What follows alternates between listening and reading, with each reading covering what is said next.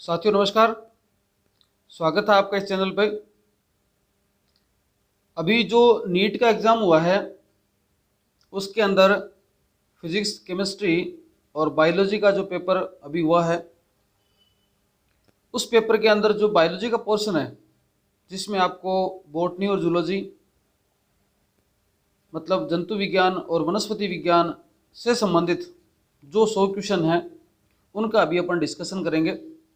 ये जो वीडियो होगा वो 11th की क्लास के लिए, 12th क्लास के लिए, प्लस जो भी नीट का एग्ज़ाम दे चुके हैं उनके लिए और इन फ्यूचर नीट का एग्ज़ाम देने वाले हैं उन सभी बच्चों के लिए बहुत अच्छा सिद्ध हो सकता है। आप क्वेश्चन को देखें और आपके काम आएंगे।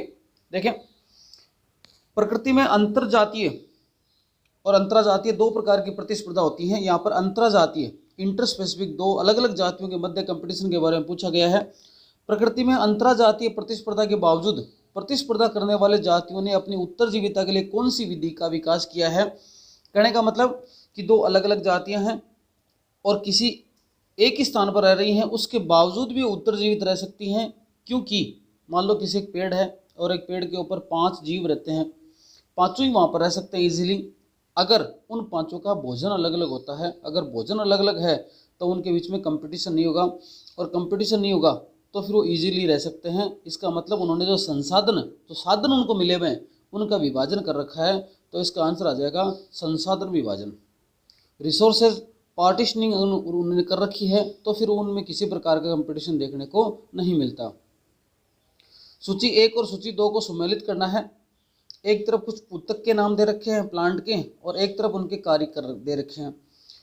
सक्रिय कोशिका विभाजन की क्षमता वाली कोशिकाएं, ऐसी कोशिकाएं जिनमें सक्रिय कोशिका विभाजन पाया जाता है, वो कौन सी होती हैं। तो देखो, ये याद रखने वाली बात है कि जिनमें एक्टिवली इजीली वो सेल डिवीजन कर सकती हैं, ऐसी सेल कहाँ पाई जाती हैं, ऐसी सेल विभेज्योतक में पाई जाती हैं। तो इसका आंसर आ जाएगा विभेज्योतक। तो एक का उत्तर हो गया 2। अब देखिए, आप सीधा सीधा मिल जाएगा यहाँ पर। अगर एक का उत्तर 2 है तो आगे जाने की जरूरत नहीं है। एक का उत्तर 2 है, पहला आंसर सही है इसका। फिर बी का अपने आप ही 4 उत्तर हो जाएगा। एक उत्तर जिसकी सभी कोशिका संरचना और कार्य की दृष्टि से समान होती हैं उनको अपन क्या बोलते हैं, सरल उत्तक बोलते हैं। Parenchyma, collenchyma, sclerenchyma. मृदुतक है, दृढ़ उत्तक है और स्थूल कोणोत्तक है। ये 3 प्रकार के उत्तक हैं यहाँ पर। विभिन्न प्रकार की कोशिकाओं वाला उत्तक, विभिन्न प्रकार की कोशिकाएं होती हैं उनको बोलते हैं संवहन उत्तक, वेस्कुलर टिश्यू। और अत्यधिक मोटी व भित्ति संकरी गुहिका वाली मृत कोशिकाएं होती हैं उनको बोलते हैं स्क्लेरिड। तो इसका आंसर आ जाएगा ये। तो आंसर हो जाएगा 2, 4, 1, 3। इस तरह से आपको इसको समझ लेना है। 11th क्लास की क्वेश्चन है ये। 11th क्लास में जो टिश्यू वाला चैप्टर है उसका क्वेश्चन है ये। छठा चैप्टर जो है उसका क्वेश्चन अगले ने दिया है। अगला देखें, बायोटेक्नोलॉजी क्वेश्चन, जो आपके 12th क्लास का बायोटेक वाला पोर्शन है उसका क्वेश्चन है ये। पुनर्योगज डीएनए प्रौद्योगिकी के लिए शुद्धिकरण प्रक्रिया में शीतल इथेनॉल को मिलाने से ये किसे अवक्षेपित करता है। देखिए, जब डीएनए की अपन आपके रिकॉम्बिनेंट डीएनए टेक्नोलॉजी काम में लेते हैं तो उसमें प्योरिफिकेशन करते हैं, शुद्ध करते हैं चीज़ों को। और शुद्ध करने की प्रक्रिया में शीतल, ठंडा, चिल्ड इथेनॉल मिलाया जाता है। और अगला खुद पूछ ही रहा है, ये कह ही रहा है, बता ही रहा है कि डीएनए प्रौद्योगिकी के काम में लेते हैं। तो यहाँ पर आप सीधा सीधा आंसर ही आपका हो जाएगा। किसके लिए करते हैं ये, डीएनए को प्योर करने के लिए, डीएनए को अवक्षेपित करने के लिए इस प्रकार की प्रक्रिया को काम में लिया जाता है। डीएनए आंसर आ जाएगा। अगला देखो, मिलान करना है। प्लांट फिजियोलॉजी पादप कार्यकी का प्रश्न है ये। एक तरफ सूची में कार्य दे रखे हैं और एक तरफ सूची में दे रखा है किस प्रकार का बल कैसे काम करता है। देखो, पहला यहाँ पर समंजन है, संसंजन है ये, है ना। कोहेशन जो बल होता है वो किस प्रकार का बल होता है। तो याद रखना हमेशा, जो संसंजन बल है, कोहेशन बल है, वो जल के अणु जो हैं उनके बीच में पारस्परिक आकर्षण होता है। जल के जो अणु हैं उनको आपस में जोड़ने के लिए जो बल काम करता है उसको बोलते हैं कोहेशन फोर्स। ये वाला आ जाएगा। तो ए के अंदर आंसर 2 है। अब ए में 2 जगह आंसर देखो। आगे देखो, एडिशन देख लें। आसंजन जो बल है, आसंजन बल है उसका क्या है कि टूवर्ड्स पोल, ध्रुवों की तरफ जो जाने वाला आकर्षण है उसको बोलते हैं आसंजन। तो बी के अंदर आ जाएगा 4। अब बी में जैसे 4 आ गया, आपका आंसर हो जाएगा पहला। यहाँ पर ए में 2 है, बी में क्या हो गया, 4 हो गया। अब सी में अपने आप में पृष्ठ तनाव आ जाएगा। सरफेस टेंशन का मतलब कि द्रव अवस्था में अपेक्षाकृत अधिक आकर्षण, उसको बोलते हैं पृष्ठ तनाव। और बिंदु स्राव का मतलब होता है द्रव अवस्था में जल की हानि, गुटेशन बोलते हैं।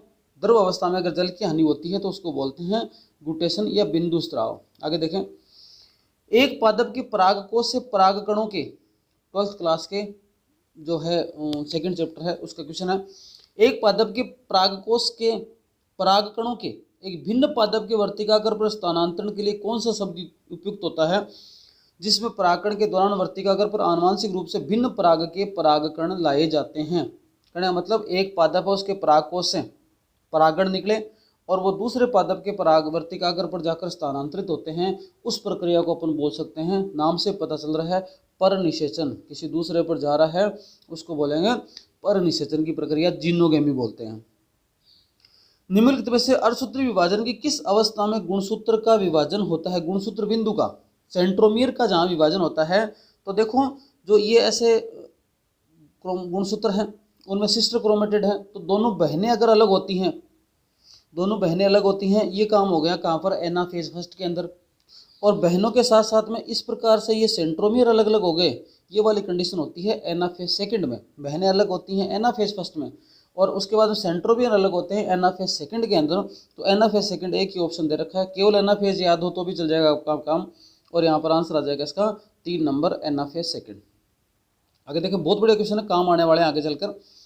निम्नलिखित में से पॉलीमरेज पीसीआर के चरणों का कौन सा सही अनुक्रम है? एकदम सरल सा प्रश्न है, और आपके बायोटेक्नोलॉजी का जो चैप्टर है 11वां 12वां उनमें से क्वेश्चन आए हुए हैं। ये पीसीआर टेक्निक होती है, उनमें कौन सी प्रक्रिया होती है? तो पीसीआर टेक्निक के अंदर 3 प्रोसेस काम करती हैं। सबसे पहले डीनेचुरेशन होगा, निष्क्रियकरण होगा, उसके बाद में तापानुशीलन होता है, उसके बाद में प्रसार होता है। तो पहला ये ऑप्शन इसके अंदर सही है, निष्क्रियकरण, तापानुशीलन और प्रसार, ये 3 इसके क्या हैं, इसके प्रोसेस हैं, इसी क्रम से चलते हैं ये। जेमी किस में पाया जाता है? तो जेमी जेमा कप में होगा, और जेमा कप जो ब्रायोफाइटा है, ब्रायोफाइटा की एक क्लास है लीवरवर्ट, उसके अंदर जेमा कप पाए जाते हैं। तो इसका आंसर आ जाएगा क्या, चौथा, लीवरवर्ट में पाया जाएगा।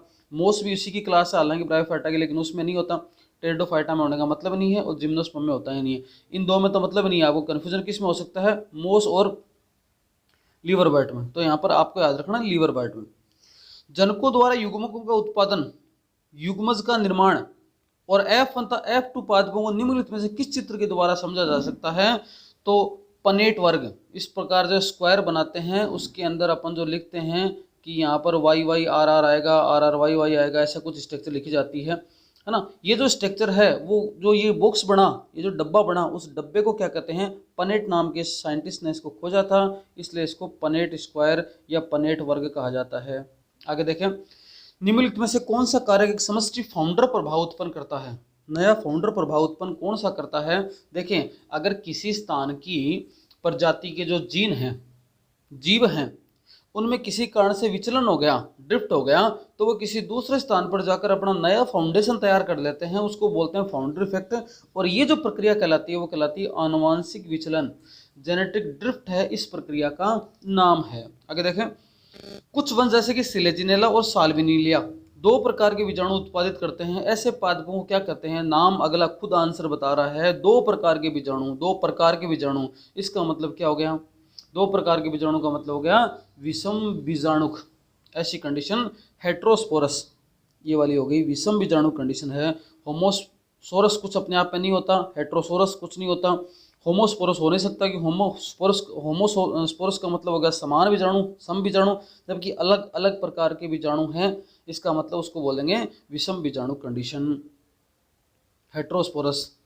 पर्यावरण के प्रत्युत्तर में पादप विभिन्न पथों का अनुसरण करते हैं या विभिन्न प्रकार की संरचनाओं का निर्माण के लिए विभिन्न अवस्थाओं का अनुसरण करते हैं, इस क्षमता को क्या कहा जाता है? देखो, अलग अलग प्रकार का जो अनुसरण करने की क्षमता है, एक ही शब्द है पर्टिकुलर, और तो सारे के सारे अलग हैं, और उसको बोलते हैं सुघट्यता, प्लास्टिसिटी कहा जाता है। तो 112 का आंसर हो जाएगा 3 नंबर। अगला देखें, निम्नलिखित में से कौन पादपों में सेकेंडरी मेटाबोलाइट नहीं है, द्वितीयक उपापचयज नहीं है? एक तो प्राइमरी मेटाबोलाइट होते हैं, प्राथमिक उपापचयज होते हैं, एक सेकेंडरी उपापचयज होते हैं। तो इन चारों ऑप्शन में से कौन सा सेकेंडरी मेटाबोलाइट नहीं है? तो नाम से पता चल रहा है, देखते ही पता चल रहा है, एमिनो अम्ल और ग्लूकोज ये दोनों हैं, वो आपके द्वितीयक उपापचयज नहीं है, सेकेंडरी मेटाबोलाइट नहीं है। सेंट्रल डोगमा का प्रवाह चित्र दिया गया है। इसमें पूछा गया है कि ए का क्या मतलब है, बी का क्या मतलब है, सी का क्या मतलब है और डी का क्या मतलब है। देखें, डीएनए से डीएनए बनने की प्रक्रिया को कहते हैं प्रतिकृतिकरण। तो ए का आंसर होगा प्रतिकृतिकरण, और ए दो जगह दे रखा है, एक में और तीन में। ठीक है जी। उसके बाद जो डीएनए से है एमआरएनए, डीएनए से एमआरएनए बनने की प्रक्रिया को बोलते हैं ट्रांसक्रिप्शन। तो ए में अनुलेखन दे रखा है और इसमें तीन में भी अनुलेखन दे रखा है। आगे चलते हैं। एमआरएनए जो प्रक्रिया हुई, एमआरएनए से किस प्रक्रिया के तहत डी बनता है? तो एमआरएनए से प्रक्रिया का नाम है ट्रांसलेशन, और ट्रांसलेशन का मतलब क्या हो गया? रूपांतरण। और आखिर में क्या बना?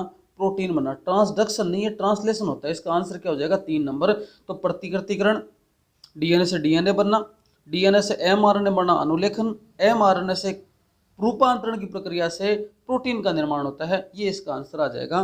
तो आंसर हो जाएगा 114 का 3 नंबर।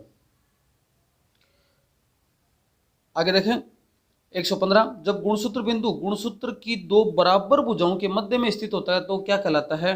देखो बीच में होता है ना, तो मध्य केंद्र की बोलते हैं उसको, मेटासेंट्रिक, है ना। ये वाली कंडीशन बन जाती है अगर इस प्रकार से ये वाले दो सेम है, यहाँ पर है, ये दोनों बराबर बराबर होइएगा, दोनों साइज में बराबर हो, उसको बोलते हैं मेटासेंट्रिक। टिलोसेंट्रिक का मतलब अंतर है, थोड़ा सा कम होता है, एक भुजा एक बड़ी होती है तो क्या हो जाता है? सब मेटासेंट्रिक, और एकदम कोने पे होता है आखिर में तो उसको बोलते हैं एक्रोसेंट्रिक। इस प्रकार से 4 हैं ये। तो अगले ने आंसर बता ही रखा है प्रश्न में, दो बराबर भुजाओं के मध्य में ये दो भुजाएं हैं, ये बराबर हैं, और यहाँ पर ये स्थिति है, ये दोनों बराबर हों, इस प्रकार की कहलाती है मेटासेंट्रिक कंडीशन। जेल पर रखे, ये भी फिर वो आपके बायोटेक का क्वेश्चन है। जेल पर रखे इथिडियम ब्रोमाइड से अभिरंजित डीएनए रज्जुकों को जब यूवी विकिरण से अंतर्गत देखा जाता है तब कैसे दिखती हैं? देखिए, जैसे ही आपने इलेक्ट्रोफोरेसिस की प्रक्रिया हो गई, और इलेक्ट्रोफोरेसिस में जैसे डीएनए को जेल के अंदर रखा जाता है, जैसे डीएनए को जेल के अंदर रखा जाता है और जेल में फिर इथिडियम ब्रोमाइड का छिड़काव करते हैं। इथिडियम ब्रोमाइड का छिड़काव करने के बाद में जो डीएनए की पट्टियां हैं उनको अल्ट्रावायलेट किरणों के अंदर जाके देखा जाता है। तो जैसे ही अल्ट्रावायलेट किरणों में देखते हैं तो वो आपके संतरे के कलर की नारंगी रंग की पट्टियां दिखाई देती हैं। तो चमकीली नारंगी पट्टियां दिखाई देंगी, किसकी? डीएनए की। उनको चाकू से फिर काट लिया जाता है, अलग कर लिया जाता है। अलग करने की प्रक्रिया इल्यूशन कहलाती है। ये भी आएगा क्वेश्चन। प्रकाश कालिता के दौरान पादपों में प्रकाश के अवगम का स्थान कौन सा है? तो प्रकाश के अवगम का स्थान प्रकाश कालिता के अंदर जब कब होगा? फोटो पीरियोडिज्म के अंदर प्रकाश के जो अवगम का स्थान है वो एक ही स्थान है, और वो क्या है? लीव्स, पत्तियां ही प्रकाश के अवगम का स्थान है। यहाँ पर रोगों को ठीक करने के लिए जीन प्रवर्धन करते हुए एक जीन को लक्ष्य किया जाता है। जब किसी रोग को ठीक करते हैं तो किसी एक जीन को टारगेट लेते हैं, और एक जीन को टारगेट लेने वाली प्रक्रिया से जब अगर किसी चीज़ का निदान किया जाता है, किसी चीज़ का उपचार किया जाता है, तो उस प्रक्रिया का क्या नाम है? उस प्रक्रिया का नाम है जीन चिकित्सा, जीन थेरेपी। तो आंसर आ जाएगा 2 नंबर। ठीक है, आगे देखें। निम्नलिखित में से कौन सा पादप उभयलिंगाश्रयी है? उभयलिंगाश्रयी ऐसे पादप जिनके अंदर नर और मादा दोनों होते हैं। ऐसा पादप यहाँ पर है कारा। पपैया पपीता में होते ही नहीं है, और कारा मार्केंसिया भी एक है, और साइकस भी एक लिंगाश्रयी है, इसलिए आंसर क्या आ जाएगा? कारा। निम्नलिखित में से कौन से एक पीसीआर का अनुप्रयोग नहीं है? अब देखो यहाँ पर भी पीसीआर आ गया, मतलब बायोटेक्नोलॉजी क्वेश्चन यहाँ पर भर भर के पड़े हैं। बायोटेक्नोलॉजी क्वेश्चन बहुत सारे आए हैं इस बार, और बायोटेक्नोलॉजी आपके जो 12th क्लास है उसमें जो खूब ज़्यादा मात्रा में दे रखी है, वहाँ पर 11वां जो 12वां चैप्टर है बायोटेक्नोलॉजी का, उसमें मैटर खूब है। तो उसी का क्वेश्चन आया हुआ है। पीसीआर का एक अनुप्रयोग नहीं है। जो पॉलीमरेज चेन रिएक्शन करते हैं तो उनमें से कौन सा इसका एक प्रयोग नहीं है, और वो क्या है? आणविक निदान तो करते ही हैं पीसीआर के तहत, मॉलिक्यूल का डायग्नोसिस तो करते हैं, पता लगाते ही हैं। जीन आवर्धन तो है ही इसका नाम, पीसीआर का दूसरा नाम जीन एम्प्लीफिकेशन है। और जीन के दौरान कोई परिवर्तन हुआ उसका पता लगाना भी किसका काम है? पीसीआर का। एक काम नहीं है क्या? जो प्रोटीन पृथक होता है उसका शुद्धिकरण करना, ये काम नहीं है। तो जीन जो है पीसीआर टेक्निक है, पृथक किए गए प्रोटीन का शुद्धिकरण नहीं करती, बाकी सारे काम करती है। ये इसका आंसर आ जाएगा। देखिए अगला क्वेश्चन है। इस क्वेश्चन के अंदर जो क्रिस्टी थाइलेकोइड गुणसूत्र बिंदु और सिस्टन के बारे में पूछा गया, ये आपके एक सेल बायोलॉजी का क्वेश्चन है। क्रिस्टी सूत्र कणिका में अंतर्वलित जो स्ट्रक्चर होती है उसको बोलते हैं। क्रिस्टी माइटोकॉन्ड्रिया का अंतर्वलन है, माइटोकॉन्ड्रिया की संरचना का अंतर्वलन है, उसको बोलते हैं क्रिस्टी। थाइलेकोइड हो गया, लवक की पीठी नुमा चपटी झिल्लीनुमा थैलियां लवक का है। गुणसूत्र बिंदु, गुणसूत्र में प्राथमिक संकीर्ण होता है उसको बोलते हैं गुणसूत्र बिंदु। और सिस्टर्नी क्या है, गोल्जी जो उपकरण है, गोल्जी बॉडी है, उसकी थैलियां कहलाती हैं सिस्टर्नी। ठीक है, ये क्या हो गए, 4 आंसर हो गए। तो पहले का आंसर 3 है, पहले का आंसर 3 मिलाते ही आपके आंसर हो जाएगा 3 4 1 2। क्लियर है, आगे चलते हैं। द्विसंगी पुंकेसर किस में पाया जाता है, डाइडेल्फस स्टेमन किसके अंदर पाया जाता है, तो डाइडेल्फस होता है डाई, मटर के अंदर पाया जाता है, ये आंसर आ जाएगा इसका मटर। आगे फिर मिलान करना है, सूची 1 और सूची 2 को सुमेलित करना है। देखिए, जीवदर्य संलयन, पादप उत्तक संवर्धन, मेरिस्टेमेट संवर्धन और सूक्ष्म प्रवर्धन, इन 4 को इस सूची से मिलाना है। कैसे मिलाएंगे, देखो, जीवद्रव्य संलयन है वो क्रिया कहाँ मिलेगी आपको, वो मिलेगी पोमेटो के अंदर। पोमेटो, टोमेटो और पोटेटो उन दोनों का मिक्सचर है, उसको बोलते हैं पोमेटो। टमाटर और आलू का मिक्सचर है, तो जीवद्रव्य संलयन होता है वहाँ पर पोमेटो के अंदर। तो ए के अंदर आंसर आ जाएगा 2, तो ए में 2 आते ही आंसर आ रहा है वैसे देखा जाए तो। फिर पादप उत्तक संवर्धन, ये कहाँ पर है, पहला जीवद्रव्य संलयन है पोमेटो के अंदर। उसके बाद में पादप उत्तक संवर्धन का मतलब है पूर्ण सख्तता, टोटिपोटेंसी बोलते हैं। मेरिस्टेमेटिक संवर्धन कहाँ पर मिलेगा, विषाणु मुक्त पादप। और सूक्ष्म प्रवर्धन के अंदर आ जाएगा सोमाक्लोन, आंसर आ जाएगा 2 1 4 3। ठीक है, ये भी आपके बायोटेक वाला क्वेश्चन ही है। अंतरजातीय परजीविता को किस प्रकार से निरूपित किया जाता है, यह आपके इकोलॉजी का क्वेश्चन है। एमेंसिलिज्म इस प्रकार का रिलेशन है जिसमें एक स्पीसीज को नुकसान होता है और दूसरे के कोई फर्क नहीं पड़ता। जैसे मान लो पानी के अंदर इस प्रकार का कोई केमिकल किसी जीव के द्वारा स्रावित किया जाता है और उस केमिकल के कारण से दूसरा कोई जीव मर जाता है, तो केमिकल स्रावित करने वाले को ना कोई फायदा ना कोई नुकसान, उसकी नेचुरल प्रक्रिया है। लेकिन उससे दूसरा जीव मर गया, उसको नुकसान हो गया तो उसके नुकसान हो गया। तो माइनस और जीरो प्रकार का रिलेशन हमेशा कहलाता है एमेंसिलिज्म। और -0 कहाँ पर है, पहले आंसर के अंदर है। एक को नुकसान है और दूसरे के कोई फर्क ही नहीं पड़ रहा। 125वें क्वेश्चन में देखो, निम्नलिखित में से कौन सा कथन गलत है, इन चारों में से एक कथन गलत है, उसको छांटना है। परिपक्व चालनी नलिका तत्व में एक सुस्पष्ट केंद्रक और साधारण कोशिका द्रव्य उपांग पाए जाते हैं, यही बात गलत है। क्योंकि परिपक्व चालनी कोशिका के अंदर आपके केंद्रक नहीं होता। आरबीसी और परिपक्व चालनी नलिका के अंदर क्या नहीं पाया जाता, क्या नहीं पाया जाता, ये नहीं पाया जाता केंद्रक, इसलिए पहला ये गलत हो गया। बाकी तीनों तो सही हैं। सूक्ष्मकाय पादप जंतु दोनों में होते हैं, बाकी तीनों सही हैं, तभी एक अपने को क्लियर चल गया पहले। परिपक्व अवस्था में एक प्रारूपी आवर्तबीजी भ्रूण कोष निम्नलिखित में से कौन सा होता है, जो मेच्योर है परिपक्व अवस्था के अंदर, जो आपके टिपिकल जो है एंडोस्पर्म उसके अंदर किस प्रकार की स्थिति देखने को मिलती है। तो याद रखने वाली बात है, उसके अंदर हमेशा 7 कोशिकाएं होती हैं और 8 केंद्रक होता है। तो पहले केंद्रक दे रखे हैं तो ऑप्शन पहला ही सही हो जाएगा। 8 केंद्र की और 7 कोशिकीय संरचना होती हैं, किसके अंदर, टिपिकल जो भ्रूण कोष है एंडोस्पर्म है, इसके अंदर इस प्रकार की स्थिति देखने को मिलती है। आगे देखें, निम्नलिखित में से किस शैवाल में संचय खाद्य के रूप में मैनिटोल पाया जाता है। तो मैनिटोल किसके अंदर पाया जाता है, ब्राउन एल्गी मैनिटोल पाया जाता है। आपके जो एक्टोकार्पस है उसके अंदर क्या पाया जाएगा, मैनिटोल पाया जाएगा। तो एक्टोकार्पस इसका आंसर आ जाएगा। एक खेत में घास पात को समाप्त करने के लिए कौन सा पादप हार्मोन उपयोग में लाया जाता है। घास पात को समाप्त करने के लिए, वीड्स हैं उसको समाप्त करने के लिए काम में लिया जाता है 2,4-डाइक्लोरोफिनॉक्सी एसिटिक एसिड। तो यहाँ पर 3 नंबर का 2,4-D आ जाएगा। 2,4-डाइक्लोरोफिनॉक्सी एसिटिक एसिड काम में लिया जाता है, 2,4-D आंसर आ जाएगा।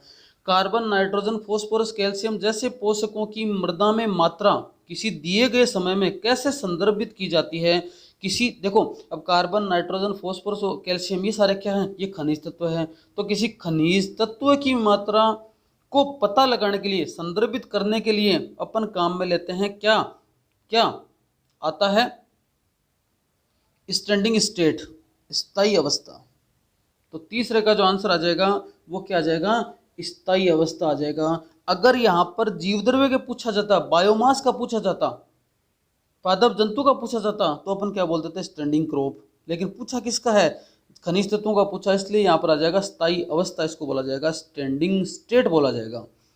पादप कोशिकाओं में किसके द्वारा उत्परिवर्तन प्रेरित किया जा सकता है, गामा रेज ऐसी होती हैं जिनके द्वारा उत्परिवर्तन हो सकता है। म्यूटेशन को प्रेरित करने के लिए गामा किरणों का इस्तेमाल किया जाता है।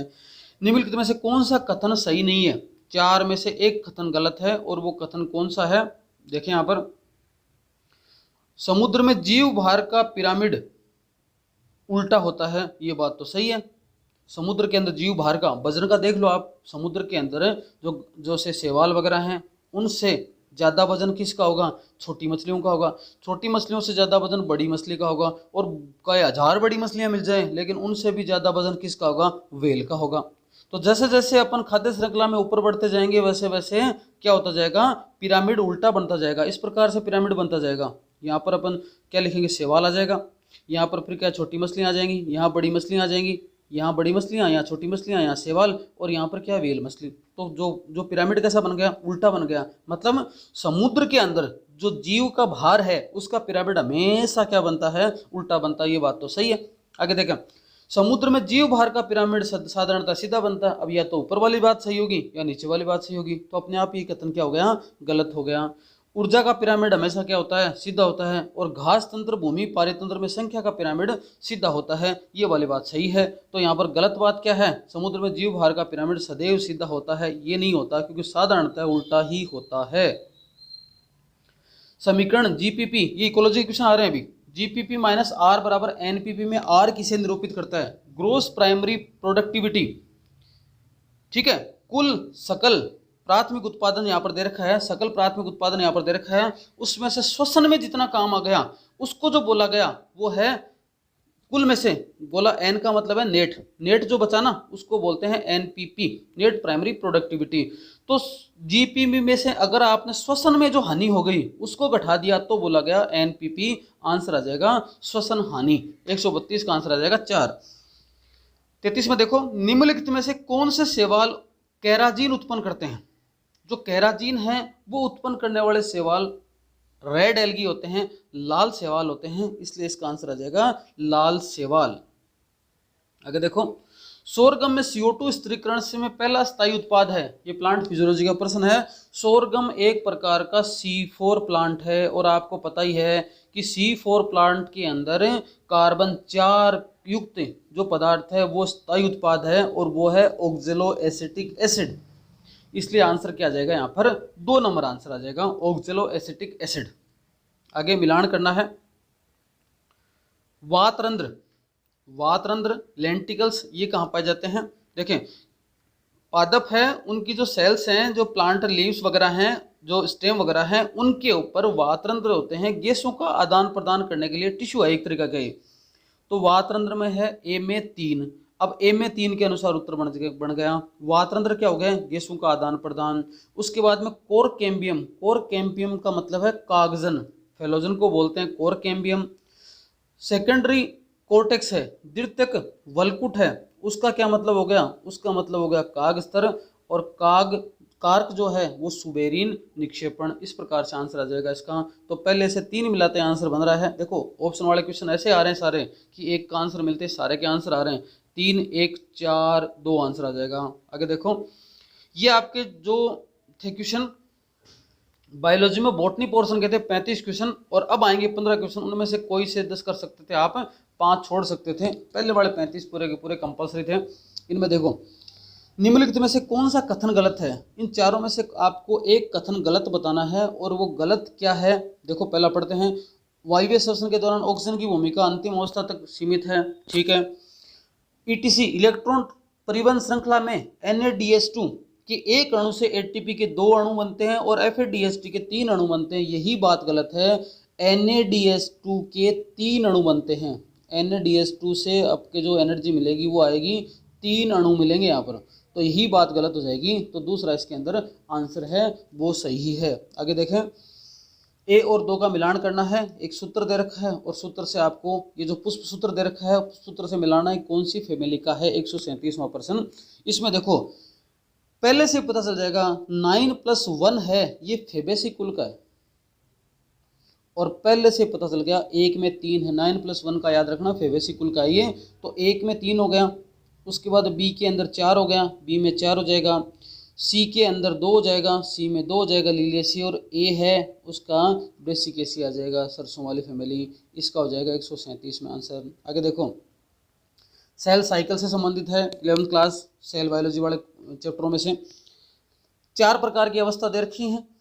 नॉर्मल देखा जाए तो कोशिका चक्र के अंदर G1 है, S है, G2 है और M है। ये 4 अवस्थाएं प्रमुख होती हैं। जीवन से पहले एक प्रिपरेशन की अवस्था, उसको G0 बोलते हैं, शांत अवस्था बोलते हैं। ये जो क्रम है वो वाला है।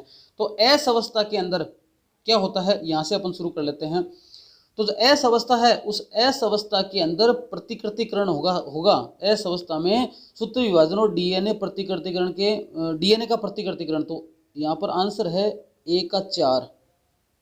आप ए का 4 दो जगह आ रहा है आपकी बार, दूसरे में और तीसरे में दोनों जगह 4 आ रहा है, तो अगले पे मिलाते हैं।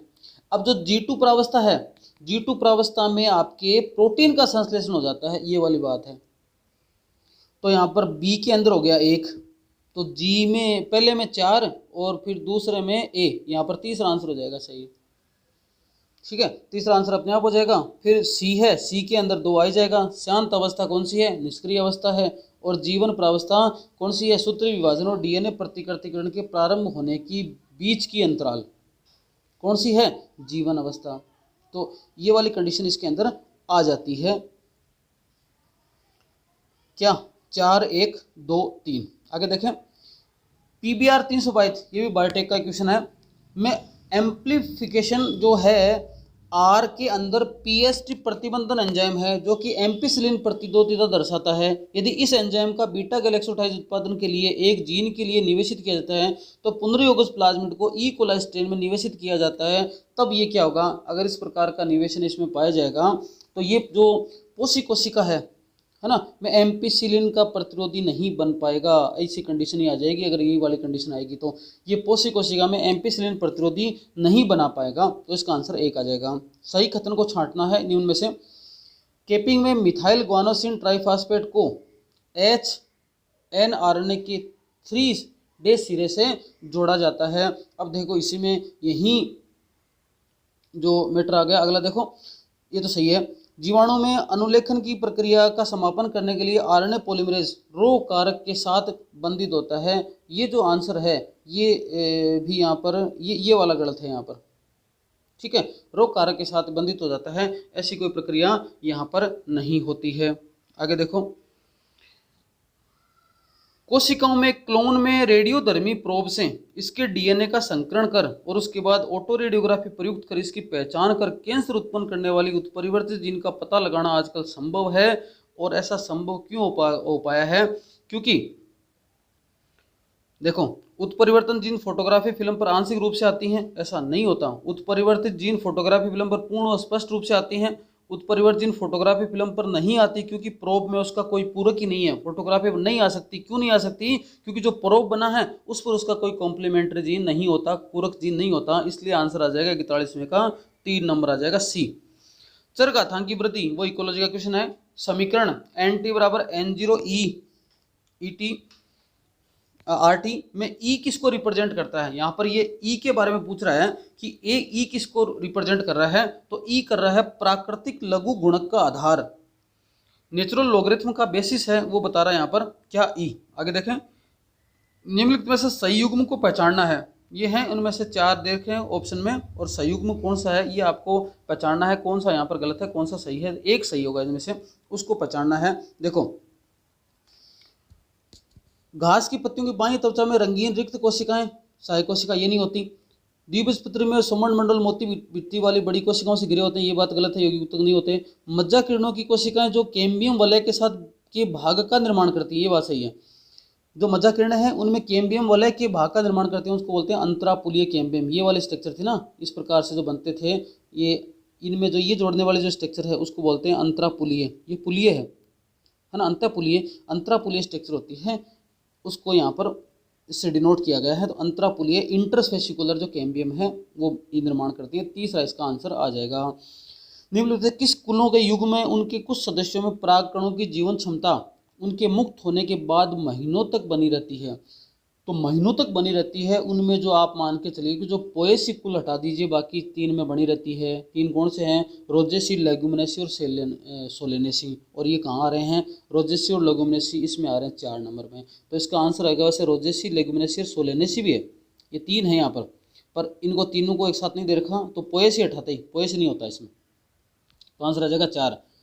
ससीम केंद्रीय जीवों में यूकैरियोटिक में अनुलेखन की प्रक्रिया में आरएनए पॉलीमरेज थर्ड की क्या भूमिका है? बड़ा शानदार क्वेश्चन है। पॉलीमरेज थर्ड क्या काम करता है यूकैरियोटिक के अंदर? तो आपको याद रखना है कि जो पॉलीमरेज थर्ड है वो जो यूकैरियोटिक है उसके अंदर क्या काम करेगा? टीआरएनए, 5s आरएनए और एसआरएनए को अनुलेखित करता है। आंसर हो जाएगा इसका 2 नंबर। निम्नलिखित में से कौन सा कथन गलत है? इन 4 में से एक कथन गलत है और वो आपको बताना है। बताना क्या है? साफ साफ पता चल रहा है कि जो चक्रीय फास्फोरिलीकरण है उसमें पीएस फर्स्ट और पीएस सेकंड दोनों भाग लेते हैं। ऐसा नहीं होता, केवल इसमें एक ही पार्टिसिपेट करता है। कौन सा कथन सही है? 4 में से कथन सही है वो बताना है। 2 कोशिकाओं के संलयन को केंद्रक संलयन कहा जाता है, सही है वो बताना है आपको यहाँ पर 147 के अंदर। आगे देखो, अचल युग्मों पर 2 चल युग्मों के बीच जीव द्रव्य के संलयन को कोशिका द्रव्य कहा जाता है, कोशिका द्रव्य लयन कहा जाता है। ये बात सही है। अचल युग्मक के 2 चल युग्मक के बीच जो जीव द्रव्य का संलयन है उसको कोशिका द्रव्य संलयन, जीव द्रव्य के संलयन को कोशिका द्रव्य संलयन कहा जाता है। ये बात यहाँ पर सही है। तो जो आंसर आ जाएगा 147 में आ जाएगा 2 नंबर। आगे देखो, सूची का मिलान करना है, किसमें किस प्रकार का बंधन पाया जाता है? तो प्रोटीन होते हैं उनमें अमाइनो अम्ल के बीच में पाया जाता है पेप्टाइड बॉन्ड। तो ए के अंदर 4 आ जाएगा, तो ए में 4 हो जाएगा। फिर 2 ऑप्शन दे रखे, देखो असंतृप्त वसा अम्ल, अनसेचुरेटेड जो फैटी एसिड हैं उसमें किस प्रकार का होता है? उसमें होता है carbon double bond carbon, carbon carbon द्विबंध होता है। तो बी के अंदर आ जाएगा ए, तो ए में 4, बी में ए, तो आ जाएगा आंसर ये। सी है फिर न्यूक्लिक अम्ल है। न्यूक्लिक अम्ल में कौन सा बंधन होता है? न्यूक्लिक अम्ल में होता है फॉस्फोडाइएस्टर बॉन्ड। और जो पॉलीसेकेराइड होते हैं कार्बोहाइड्रेट उनमें होता है ग्लाइकोसिडिक बॉन्ड। डीएनए जो फिंगरप्रिंटिंग है उसमें डीएनए अनुक्रम में कुछ विशिष्ट स्थानों पर विभिन्नता की पहचान की जाती है और इन स्थानों को कहा जाता है, उनको कहा जाता है रिपीटेटिव डीएनए। बार बार में जो पुनरावर्तित डीएनए होते हैं उनको कहा जाता है। ये वाली स्थिति आती है इसके लिए। इकोलॉजी वाले में दे रखा है कुछ बैक्टीरिया के नाम दे रखे हैं और वहाँ पर दे रखा है किस प्रकार की क्रिया करते हैं। नाइट्रोजन संश्लेषण केस में, नाइट्रोजन फिक्सेशन केस में किस प्रकार की क्रिया करते हैं? तो सबसे पहला देखो 150 के अंदर दे रखा है नाइट्रोकोकस। नाइट्रोकोकस का है अमोनिया का नाइट्राइट में परिवर्तन, ये काम होता है इसका। तो ए के अंदर आंसर आ जाएगा अमोनिया का नाइट्राइट में परिवर्तन। ए में आ जाएगा 2। अब ए में 2 आ गया तो आंसर ही आ गया। ठीक है। राइजोबियम का काम क्या है? वायुमंडलीय नाइट्रोजन का अमोनिया में परिवर्तन, ये वाला आ जाएगा। थायोबैसिलस है उसके अंदर आ जाएगा विनाइट्रीकरण की प्रक्रिया। और नाइट्रोबैक्टर का आ जाएगा नाइट्राइट का नाइट्रेट में परिवर्तन, ये आ जाएगा। ठीक है, ये आंसर आ जाएगा 150। ये सारे के सारे क्वेश्चन हो गए किसके? बॉटनी के। बायोलॉजी में बॉटनी सेक्शन है उसके क्वेश्चन आ जाएंगे। थोड़ा वीडियो बड़ा बनेगा पर क्वेश्चन बहुत शानदार हैं, आपके हमेशा काम आएंगे, इसलिए आप इसको कंटिन्यू रखें। एक विशिष्ट पहचान अनुक्रम जो एंडोन्यूक्लियस द्वारा डीएनए को विशिष्ट स्थिति पर काटने के लिए पहचाना जाता है। अगर अपन डीएनए को किसी विशिष्ट स्थान से काटते हैं, इस प्रकार का क्रम कहलाता है पैलिंड्रोम सीक्वेंस। तो पैलिंड्रोमिक न्यूक्लियोटाइड अनुक्रम होता है वो किसी फिक्स स्थान पर काटने का। जैसे मान लो GATC एक फिक्स स्थान है और कोई ऐसा एंजाइम है जो फिक्स इसी स्थान से काटता है तो वो इसी सीक्वेंस को पकड़ेगा GATC। पैलिंड्रोम सीक्वेंस वो होती है जिसको उल्टा सीधा पढ़ा जाता है, एक समान पढ़ा जाता है। ये वाली स्थिति हो गई। फल मक्खी की प्रत्येक कोशिका में 8 गुणसूत्र होते हैं। यदि सूत्र विभाजन की अंतरावस्था में जीवन प्रावस्था में गुणसूत्रों की संख्या 8 है, एस प्रावस्था के बाद में गुणसूत्रों की संख्या क्या रह जाती है? तो देखो एस प्रावस्था के बाद में नंबर तो बढ़ जाते हैं पर संख्या वही रहती है। तो यहाँ पर आंसर आ जाएगा इसका 8 ही आएगा। कौन मस्किडी कुल में आता है ना? मस्का डोमेस्टिका, मस्का डोमेस्टिका, ये उसका आपके क्या नाम हो गया? वंश का नाम हो गया, ये स्पीसीज का नाम हो गया। मक्खी का घरेलू नाम, मक्खी का आपके है क्या जूलॉजिकल नाम हो गया। तो आंसर आ जाएगा मस्किडिकुल में कौन आता है? मक्खी आती है। सक्कस एंटेरिकस का संदर्भ किससे है? तो सक्कस एंटेरिकस कहाँ पाया जाता है? अंतररस में, इंटेस्टाइनल जूस के अंदर जो भाग होता है उसको बोलते हैं सक्कस एंटेरिकस। इंसुलिन के संदर्भ में उचित विकल्प का चयन करो। परिपक्व इंसुलिन में सी पेप्टाइड नहीं होती, ये बात तो सही है। जो मेच्योर इंसुलिन है ना, इंसुलिन आपके प्रो इंसुलिन से इंसुलिन बनता है। प्रो इंसुलिन में 3 प्रकार की चेन होती हैं, ए बी सी। जैसे मेच्योर बन गया उसमें केवल और केवल 2 ही चेन रहेंगी, ए और बी, सी हट जाती है, तो बात सही है। परिपक्व इंसुलिन के अंदर सी पेप्टाइड नहीं होता, बिल्कुल बात सही है, ये बात तो सही है। आगे देखें, आरडीएनए प्रौद्योगिकी से उत्पादित इंसुलिन में सी पेप्टाइड होता है। एक बार आगे चलते हैं, प्रो इंसुलिन में सी पेप्टाइड होता है, ये बात तो सही है कि प्रो इंसुलिन में क्या होगा, सी पेप्टाइड होगा। आगे देखें, इंसुलिन में ए पेप्टाइड और बी पेप्टाइड डाइसल्फाइड बंधों का पारस्परिक जुड़े रहते हैं, बिल्कुल सही बात है। ये मान लो ए पेप्टाइड है और ये बी है, और उन दोनों के अंदर इस प्रकार से सल्फाइड बॉन्ड पाए जाते हैं, तो ये बात सही है। ए सी और डी, ये बात सही है यहाँ पर। तो ये कहाँ आ रहा है, जो तीसरे के अंदर आ रहा है, ए सी डी सही है, बी यहाँ पर क्या है, गलत है। ए बी ब्लड ग्रुप के व्यक्तियों को सर्वग्राही क्यों कहते हैं? ए बी जो ब्लड ग्रुप है उसके व्यक्तियों को सर्वग्राही क्यों कहा जाता है? क्योंकि एंटीबॉडी ही नहीं है ए और बी में प्रेजेंट। तो आंसर कहाँ पर एंटीबॉडी वाला, देखो यहाँ पर आरबीसी में एंटी बी प्रतिरक्षी के रूप में उपस्थिति के कारण से अनुपस्थिति के कारण, है ना, ये है यहाँ पर। प्लाज्मा में एंटी ए और एंटी बी प्रतिरक्षी अनुपस्थित होते हैं, इसीलिए उसको क्या बोलते हैं, सर्वग्राही। जब प्रतिरक्षी अनुपस्थित तो किसी प्रकार का खून दे दो कोई फर्क नहीं पड़ेगा।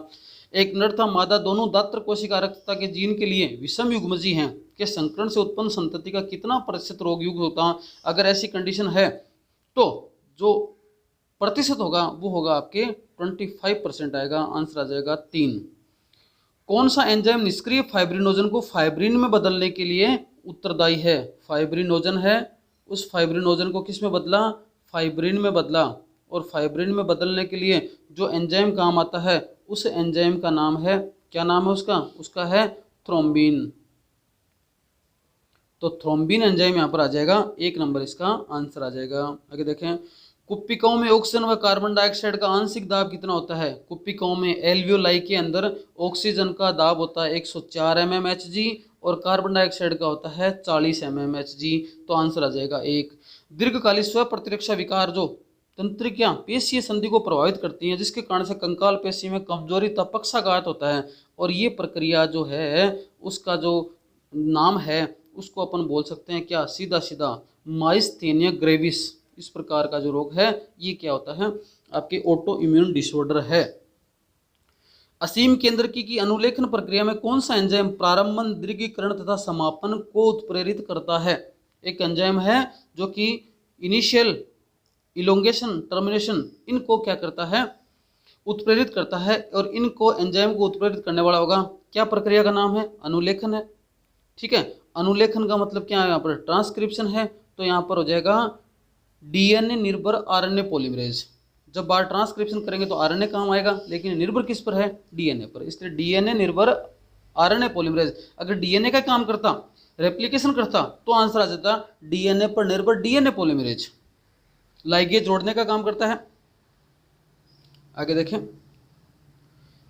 निम्न में से प्रोटीन संश्लेषण के लिए कौन सा आरएनए आवश्यक है? प्रोटीन संश्लेषण करने के लिए, प्रोटीन संश्लेषण मतलब ट्रांसलेशन, रूपांतरण अभी शब्द आया था, उसके लिए कौन सा आरएनए जिम्मेदार है? तो तीनों ही आरएनए जिम्मेदार हैं। एमआरएनए भी काम आता है, टीआरएनए भी काम आता है और आरएनए काम आता है। कौन सा नहीं पूछा है, तो ऐसा ही आरएनए है वो यहाँ पर काम नहीं आता। निम्नलिखित में से कौन सा हार्मोन मोचक आईयूडी का उदाहरण है? आईयूडी का जो उदाहरण है वो कौन सा है? LNG20, ये एग्जाम्पल है आईयूडी का। यदि डीएनए के अणु में एडेनिन की मात्रा 30% है, तो ऐसा मानिए एडेनिन कितना है, 30%, तो थाइमिन भी कितना होगा, 30%। अब 60 तो हो गए, बाकी क्या बचे 40, इसमें ग्वानिन और साइटोसिन आ जाएंगे, तो 20 ग्वानिन आ जाएगा और 20 साइटोसिन आ जाएगा, तो 30 30 20 20 आ जाएगा आंसर। तो यहाँ पर थाइमिन पूछा है, फिर 30, ये ऑप्शन है 3। थाइमिन 30 है, ग्वानिन 20 है और साइटोसिन भी 20 है। मिलान करना है, ये कुछ आपके नाम दे रखे हैं सूक्ष्म जीवों के, और उनसे निकलने वाला अम्ल है वो कौन सा होता है, उसका नाम दे रखा है। यहाँ पर देखें, एस्परजिलस नाइगर, इसके द्वारा क्या सीक्रेट होता है? एस्परजिलस नाइगर के द्वारा सीक्रेट होता है सिट्रिक अम्ल। एसिटोबैक्टर एसिटाई, नाम से पता चला, Acetobacter aceti acetic acid. Clostridium butylicum butyric acid और लैक्टोबैसिलस लैक्टिक एसिड, तो नाम से पता ही चल रहा है यहाँ पर। तो ए का आंसर आ जाएगा आपके क्या, 3। ए का आंसर 3 मिलाते हैं, आंसर आ रहा है वैसे तो। आगे जाने की जरूरत नहीं है। निम्न कथनों को पढ़ने को बोल रहा है तो पढ़िए भैया। मेटाजेनेसिस कर्मियों में पाया जाता है। मेटाजेनेसिस की प्रक्रिया है वो किस में? कर्मियों में पाई जाती है। पहला कथन अगला बोल रहा है। दूसरा बोला इकाइनोडर्म त्रिकोर की वे गुहीय जंतु होते हैं। दूसरी बात ऐसी बोली इसने। तीसरी बात बोली गोल कर्मियों में संगठन का स्तर कैसा होता है? अंग तंत्र। ये बात सही है, इकाइनोडर्मेटा वाली बात सही है। टिनोफोरम में उपस्थित कंकत पट्टिकाएं पाचन में सहायता करती हैं, ठीक है। और जल संवहन का इकाइनोडर्मेटा की एक विशेषता होती है। तो यहाँ पर जल संवहन की विशेषता होती है। इकाइनोडर्मेटा, गोल कर्मी और जल संवहन ये तीनों बातें सही हैं यहाँ पर। ये वाला तो बी, सी और ई कहाँ पर है? ये बी, सी और ई ये वाला है। तो इसका क्या आंसर आ जाएगा? सही कथन है, बाकी दो कथन हैं वो गलत हैं। ये पाचन का नहीं है यहाँ पर, और इसमें है मेटाजेनेसिस कर्मियों में नहीं होता, वो आपके दूसरे जीवों में होता है। स्तनधारियों में शुक्राणु बंधन के ग्राही कहाँ उपस्थित होते हैं? जो क्रोमोसोम जो स्पर्म है उनकी बाइंडिंग कहाँ पर पाई जाती है? मेमल्स के अंदर, और वो पाई जाती है कहाँ पर? वो पाई जाती है जोना पेलुसिडा में। तो आंसर इसका आ जाएगा 4 नंबर, जोना पेलुसिडा। आगे देखें, सूची 1 और 2 का मिलान करना है। वो यहाँ पर जो आपके जो क्लासिफिकेशन वाला है एनिमल वाला, उसके अंदर से क्वेश्चन आया हुआ है। ये 11th क्लास में विखंडावस्था मेटामेरिक कंडीशन किसके अंदर पाई जाती है? वही जो मेटामेरिक कंडीशन है, विखंडावस्था है, वो पाई जाती है एनिलिडा का मुख्य गुण है वो विखंडावस्था एनिलिडा का। तो एक के अंदर 4 है, ठीक है।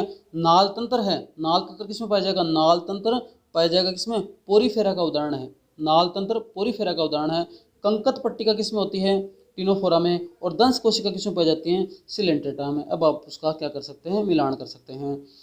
इरिथ्रोपोइटिन हार्मोन जो आरबीसी के निर्माण को प्रेरित करता है, इरिथ्रोपोइटिन हार्मोन ही क्या करता है बॉडी में? आरबीसी के निर्माण को प्रेरित करता है।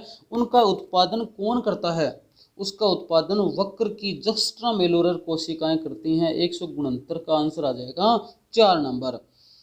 आगे देखें, रतिज रोग किसके द्वारा संचरित होता है? जो रतिज रोग होता है उसमें संकरण का देखो 2 कारण हैं, संक्रमित व्यक्ति और संक्रमित मादा। संक्रमित व्यक्ति के रक्त चढ़ाने से और संक्रमित माता के भ्रूण से। तो बी और सी, बाकी तीनों से कुछ नहीं होता ये। तो बी और सी जहाँ देखो किसमें है? तीसरे के अंदर, बी और सी इसका आंसर आ जाएगा। तिलचट्टे के संबंध में कौन सी विशेषताएं अनुचित हैं? 4 बातें दे रखी हैं, 4 में से एक बात ऐसी है जो तिलचट्टे के संदर्भ में गलत है। और तिलचट्टे के संदर्भ में जो गलत है वो क्या दे रखा है?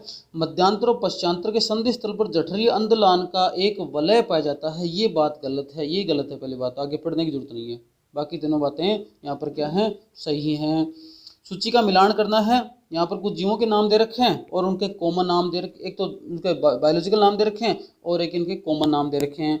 फाइसेलिया, जो फाइसेलिया है उसको क्या बोला जाता है? उसको बोला जाता है पुर्तगाली युद्ध मानव। तो ए में आ जाएगा 2 आंसर, और ए में 2 आ जाएगा। बी में जो लिमुलस है, लिमुलस को जीवित जीवाश्म कहा जाता है, लिमुलस को जीवित जीवाश्म। तो बी के अंदर क्या आ जाएगा? 3 आ जाएगा। उसके बाद में एनसाइलोस्टोमा, एनसाइलोस्टोमा है उसको अंकुशक्रमी कहा जाता है ये वाला। और पिनेक्टाडा क्या है? मुक्ता सुक्ति। ये आंसर आ जाएगा इसका। किस जीव में लंबी अस्थियां खोखली व वातिल होती हैं? इनमें से कौन सा है जिसमें जो लंबी अस्थियां हैं वो खोखली व वातिल होती हैं? और आंसर आ जाएगा नियोफ्रोन। नियोफ्रोन के अंदर वातिल होती हैं, खोखली होती हैं। तारक केंद्र कब द्विगुणित होता है? तारक केंद्र भी कहाँ द्विगुणित हो जाता है? जहाँ पर डीएनए द्विगुणित होता है, डीएनए रेप्लिकेशन होता है। तो आ जाएगा आंसर एस प्रावस्था में ही हो जाता है। फिर पीसीआर का क्वेश्चन आ गया। पीसीआर के उपयोग में से जीन प्रवर्धन की अभिक्रिया के दौरान यदि आरंभ में उच्च तापमान बना नहीं रहता तब निम्न में से पीसीआर का कौन सा चरण पहले प्रभावित होगा? अगर तापमान शुरू में नहीं प्रभावित होगा, बना नहीं रहता है, तो कौन सा प्रभावित होता है? अगले वाली प्रक्रिया आती है निष्क्रियकरण, इसमें अंदर प्रभावित हो जाएगा। पहला स्टेप यही है, निष्क्रियकरण ही नहीं हो पाएगा। डीनेचुरेशन, अभी 3 नाम पढ़े थे। निष्क्रियकरण था, दूसरा क्या था? तापानुशीलन था, और तीसरा क्या है? प्रसार। तो पहला ही काम नहीं हो पाएगा अगर ऐसी कंडीशन हो जाएगी। तो इनमें से कौन सी फसल के बायोफोर्टिफिकेशन का उद्देश्य नहीं है? कौन फसलों के बायोफोर्टिफिकेशन का उद्देश्य नहीं है? और बायोफोर्टिफिकेशन का उद्देश्य क्या नहीं है? देखो, प्रोटीन की मात्रा में सुधार करना, ये तो है ही है। यही काम होता है बायोफोर्टिफिकेशन का। विटामिन की मात्रा में सुधार करना ये भी है, सूक्ष्म पोषक व खनिजों की मात्रा में सुधार करना ये भी है, रोग प्रतिरोधकता में सुधार करना ये बायोफोर्टिफिकेशन का उद्देश्य नहीं है। डोप्सन इकाई आप सबको पता है, ओजोन की मोटाई नापने की यूनिट है डोप्सन इकाई। ओडी अवरोधनी कहाँ पर स्थित होती है? ओडी अवरोधनी आपको पता है यकृत और अग्नाशय वाहिनी, यकृत अग्नाशय वाहिनी और ग्रहणी के जो संधि स्थल है वहाँ पर पाई जाती है। कुप्पिकाओं में ऑक्सीमोग्लोबिन बनने के लिए अनुकूलन परिस्थितियों का चयन करो। ऑक्सीमोग्लोबिन कब बनेगा? ऑक्सीमोग्लोबिन तब बनता है जब ऑक्सीजन की मात्रा ज़्यादा हो। तो पहले देखो उच्च PO2 दो जगह है, उसके बाद में कार्बन डाइऑक्साइड की मात्रा कम हो, निम्न PCO2, उसके बाद में निम्न H2 और लो टेम्परेचर, ऐसी कंडीशन होती है, ये वाली कंडीशन उसके लिए आवश्यक होती है। आगे देखो अनुचित को पहचानना है। कुछ सीक्रेशन है यहाँ पर। एल्केलॉइड क्या है? कोडीन क्या है? एल्केलॉइड है। एब्रिन क्या है? एक टॉक्सिन है। कॉनकेनावलिन क्या है? ये भी लैक्टिन है। और रिसिन ड्रग, ये वाला बात क्या है यहाँ पर? गलत है, ये गलत है यहाँ पर, अनुचित युग्म है ये वाला है। तो ये भी क्या है? एक टॉक्सिन है। सिरिसिन भी क्या है? टॉक्सिन है। कौन चिकनी पेशिका की प्रवृत्ति को अनुचित रूप से दर्शाता है? चिकनी पेशी है उसकी प्रवृत्ति को नहीं दर्शाता, इनमें से ये बात बतानी है। गलत बता रहा है चिकनी पेशी के बारे में, वो आपको बताना है यहाँ पर। और वो क्या है? इसके अंदर देखो इन पेशियों में धारियां नहीं होती, बात तो सही है, तभी चिकनी है। ये अनैच्छिक पेशियां होती हैं, बात सही है। कोशिकाओं के मध्य संचरण अंतर्वस्त डिस्क के द्वारा होती है, बात गलत है, ये बात गलत है। तीसरा इसका आंसर है वो गलत हो जाएगा। किस रोग के प्रभावी उपचार के लिए इसमें आरंभिक निदान व रोग क्रिया विज्ञान को समझना बहुत महत्वपूर्ण है? कौन आणविक निदान तकनीकी की आरंभिक पहचान के लिए बहुत उपयोगी है? और ऐसा करने के लिए टेस्ट होता है, टेस्ट का नाम होता है एलाइजा टेस्ट यहाँ पर काम करता है। मिलाना है आपके 12वीं क्लास के अंदर 3rd चैप्टर है मानव रिप्रोडक्टिव सिस्टम वाला, ह्यूमन रिप्रोडक्टिव सिस्टम वाला, उसका क्वेश्चन है। प्रक्रिया का नाम दे रखा है और यहाँ पर किस प्रकार का कार्य उन प्रक्रिया के द्वारा किया जाता है। देखो पहला जो है वोल्ट है। वोल्ट क्या करता है? शुक्राणु के प्रवेश को रोकता है, ये वाली बात सही है यहाँ पर। वोल्ट क्या करता है? गर्भाशय गिरवा में शुक्राणु के प्रवेश को रोकता है। दूसरा आईयूडी काम क्या करती है? शुक्राणु का भक्षाणु क्रिया है ये आईयूडी, शुक्राणु को नष्ट कर देती है। शुक्रवाहक उच्छेदन क्या है? शुक्रवाहक को हटाना। और नलिका उच्छेदन क्या है? डिंब वाहिनी को हटाना। ये वाली बात हो गई, मिल जाएगा। अंतःजिलिका तंत्र के अंदर कौन कौन से कोशिकांग शामिल है? अंतःजिलिका तंत्र के अंदर सबसे पहले तो अंतःपृथ्वी जालिका, उसके बाद में गोल्जी बॉडी, उसके बाद में लाइसोसोम, उसके बाद में रसदानी। ये वाला आंसर सही है, सूत्रकणिका नहीं होता इसमें। आगे देखो अर्धसूत्री पूर्वावस्था की कौन सी अवस्था का विशिष्ट लक्षण काइजमेटा का उपांति भवन है? काइजमेटा कहाँ बनता है? ये वाली बात देखनी है। क्रॉसिंग ओवर होता है किसमें? पैकेटिन के अंदर। पैकेटिन कौन सी? स्थूलपट के अंदर। तो इसकी अगली वाली जो स्थिति है उसमें जो उपांति भवन पूछा अगले ने, तो उपांति भवन होगा किसके अंदर? पारगति क्रम में। 185 का आंसर आ जाएगा, 3 नंबर आ जाएगा। उपांति भवन पारगति क्रम में आ जाएगा। आगे 15 में से कोई 10 क्वेश्चन करने हैं, अपन सभी को देखते हैं। मानव में प्रसव के आरंभ के लिए निम्न में से कौन महत्वपूर्ण अवयव नहीं है? अगर प्रसव का आरंभ हो उसके लिए कौन महत्वपूर्ण अवयव नहीं है? कौन सा नहीं है? पूरी है प्रोलैक्टिन का, कहाँ दे रखा है? रिलीज ऑफ प्रोलैक्टिन, इसका रिलीज होना कोई आवश्यक नहीं है। एमओईटी जो फूड वाले चैप्टर हैं उनमें दे रखा है, एमओईटी का चरण कौन सा नहीं है? Multiple ovulation embryo transfer technique है, उसमें कौन सा इसमें चरण नहीं है? और वो चरण क्या नहीं है? वो है कि गाय में उच्च अंडोत्सर्ग के लिए एलएच जैसी क्रिया वाला हार्मोन दिया जाता है, यही बात नहीं है, यही चरण नहीं है, बाकी सब सही है। गाय के समय में दे सकती है, गाय का कृत्रिम वीर्यशन द्वारा निश्चित किया जाता है, निश्चित अंडे 8 से 32, ये सारे सही हैं। पहले वाली बात ही इसमें गलत है। मिलान करना है, इकोलॉजी का क्वेश्चन है। एलन का नियम जो है जहाँ पर किसके लिए पाया जाता है? ध्रुवीय भालू के लिए।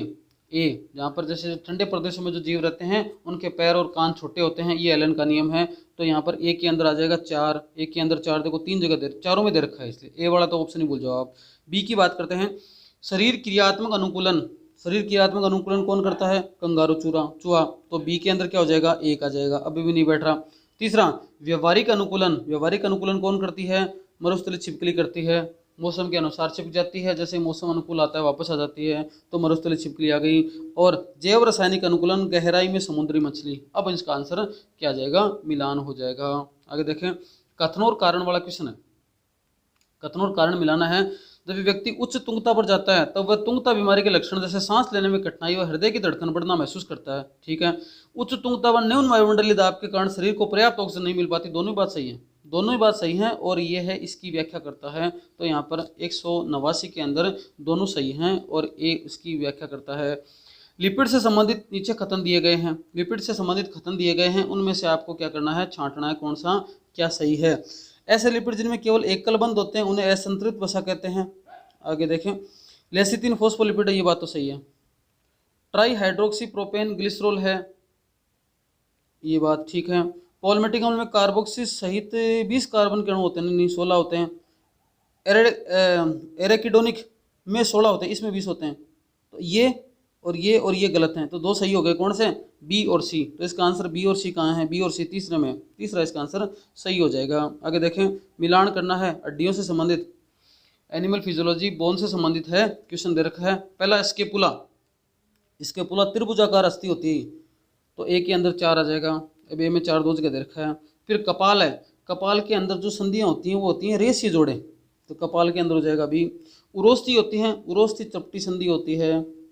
और कशेरुक दंड है, उपास्थि युक्त जोड़े होते हैं, ये इसका आंसर इस प्रकार से मिल जाएगा। आगे देखें, कोशिका संधियों को पहचानिए जो पदार्थों को उत्तकों से बाहर निकलने से रोकती हैं, वो आयनों अणुओं के स्थानांतरण से पड़ोसी कोशिकाओं के मध्य संतरण स्थापित करती हैं। और इसका जो आंसर होगा वो आपका देखो, ऐसा काम कौन करता है, दो काम दे रखे हैं, एक तो दृढ़ संधि पहला काम करती है और दूसरा करती है अंतराली संधि। दृढ़ संधि अंतराली कहाँ है, दूसरे में, क्रम से दृढ़ संधि और अंतराली संधि ये काम करती हैं। आगे देखो, एयूजी मिथ्योनिन व फेनिल एलानिन का कूटलेखन करता है। एएजी दोनों प्रकूट अमाइनो अम्ल के लाइसिन का कूट करते हैं। अब देखो यहाँ पर एयूजी जो है ना, मिथ्योनिन का तो करता है लेकिन फिनाइल एलानिन का नहीं करता, इसलिए एक कथन क्या हो गया इसमें, गलत हो गया। केवल क्या है, दो सही है कथन, एक गलत है व दो सही है, ये वाला चौथा आंसर आ जाएगा। आगे देखो, सहगर्भता की उत्तरार्ध की अवधि में कौन सा रिलैक्सिन हार्मोन को स्रावित करता है। सहगर्भता की उत्तरार्ध की अवस्था में जो रिलैक्सिन हार्मोन है, वैसे तो क्या करता है, देखो प्लेसेंटा करता है, लेकिन उत्तरार्ध के समय में ये काम कौन करता है, कार्पस ल्यूटियम, पीत पिंड क्या कर देता है, रिलैक्सिन हार्मोन का सीक्रेशन करता है। केंचुए के प्रोमुख से संबंधित कथनों दिए गए हैं। केंचुए में जो प्रोस्टोमियम पाया जाता है उसके संदर्भ में कथन दिए गए हैं 4, और 4 कथन जो हैं वो क्या है, प्रोस्टोमियम को देखो पहला काम है इसका मुख को ढकने का, ये बात तो सही है, ठीक है। दूसरा काम क्या है, दूसरा काम है कि ये फोन मर्दा दरारों को खोलने का काम करता है, मिट्टी के अंदर दरारें हैं उनको खोलने का काम करता है, ये बात भी सही है। और ये एक संवेदी संरचना है, संवेदी संरचना है, ये भी सही है। प्रथम खंड नहीं होता है ना, प्रथम खंड के आगे की झिल्ली है, इसलिए यहाँ पर ये प्रथम खंड नहीं होता, तो इसमें डी नहीं है, बाकी से हैं 3 सही है, तो ए बी और सी जहाँ पर है वो सही है, पहला इसके अंदर सही है। 96 क्वेश्चन देखो, निम्नलिखित में से स्टोन के विषय में कौन सा कथन गलत है। स्टोन प्रोटीन है ना, उसके संदर्भ में कौन सा कथन है वो आपको गलत है, वो बताना है। देखो, स्टोन संगठित होकर 8 अणु की इकाई बनाते हैं, बात सही है। स्टोन की पीएच किंचित अम्लीय होती है, ये बात गलत है, स्टोन में अम्लीयता का कोई लेना देना नहीं है, स्टोन की पीएच किंचित अम्लीय नहीं होती, तो ये बात तो गलत हो गई। पेशी संकुचन में कौन सी घटनाएं होती हैं, इनमें से पेशी संकुचन में कौन सी घटनाएं होती हैं वो आपको बतानी है। 5 घटनाएं दे रखी हैं, इसमें मसल कॉन्ट्रैक्शन के समय कौन सी घटनाएं होती हैं। देखो, ए क्षेत्र विलुप्त हो जाता है, बात सही है। उसके बाद में ए बैंड चौड़ा हो जाता है, इसको बाद में देखेंगे। आई बैंड की चौड़ाई कम हो जाती है, ये बिल्कुल आई बैंड की चौड़ाई भी कम हो जाती है। मायोसिन एटीपी को जल्द अपघटित कर एडीपी और पीआई में बदलता है, ये बात भी सही है। एक्टिन से संलग्नित जेड रेखा अंदर की तरफ खिंच जाती है, तो ये बात भी क्या है, सही है। तो यहाँ पर बी वाले को छोड़ दो, बाकी सारे सही हैं, तो बी ऑप्शन हटा के जहाँ पर देख लो ए सी डी और ई, ए सी डी और ई किस में है, ए सी डी और ई है पहले के अंदर है, तो ए सी डी ई इसका राइट आंसर हो जाएगा। अगले देखिए क्वेश्चन, एडेनोसिन डीएमिनेज की कमी से क्या होता है। एडेनोसिन डीएमिनेज नामक एंजाइम अगर बॉडी को नहीं मिलता है तो किस प्रकार का इसमें रोग हो सकता है। प्रतिरक्षा तंत्र कार्यहीन हो जाएगा, आंसर आ जाएगा प्रतिरक्षी तंत्र का कार्यहीन हो जाना। आगे देखो, 199 में कुछ प्रक्रिया दे रखी हैं और उनसे संबंधित कार्य दे रखे हैं। पहला दे रखा है अनुकूली विकिरण। अनुकूली विकिरण है वो डार्विन फिंच का उदाहरण है। ए के अंदर 4 है और ए के अंदर 4 होते हैं, आपके आंसर आ जाएगा ए में 4 है, बी में आ जाएगा 3, अभिसारी में आ जाएगा ये वाला, सी में आ जाएगा अपसारी में आ जाएगा 2, मनुष्य वेल के अग्रपाद, और मानवीय क्रियाओं के द्वारा विकास है, ये पहले के अंदर आ जाएगा।